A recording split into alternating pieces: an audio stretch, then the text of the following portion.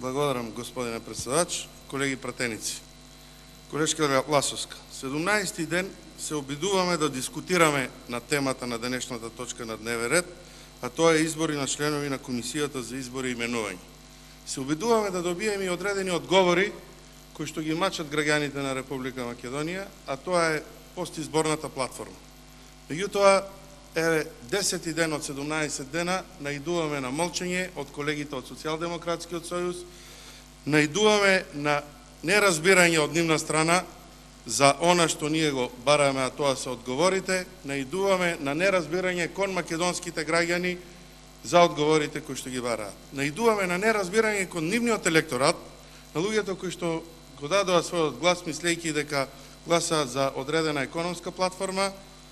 Меѓутоа, сега имаме сосема друга ситуација. Предходните мои дискусии зборував за моралниот и етичкиот кредибилитет на членовите на Комисијата за избори и именувања, за она што значи да бидат луѓе кои што сквернавеа национални и државни символи и институции во изминатиот период. Деновиве сме сведоци на се поголема радикализација и поларизација на народот со несреќно избраните и дадените изјави на многу функционери избрани од истиот тој народ. Нив ги гледам само како само промоција и собирање на политички и национални поени кај нивниот електорат, а целата оваа криза во периодот по изборите го предизвика постизборното лицитирање со македонските национални интереси и желбата за формирање на парламентарно мнозинство по секоја цена.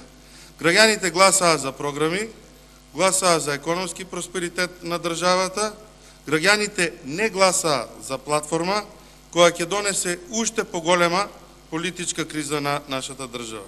Криза која ќе ги подели и ќе влијае на онака кревките меѓуетнички, меѓупартиски и меѓурелигијски односи во Република Македонија. Нам ни треба обединување по сите основи околу економска платформа која ќе го подобри животниот стандард, условите за живот на граѓаните и која ќе донесе благосостојба на сите граѓани во Република Македонија.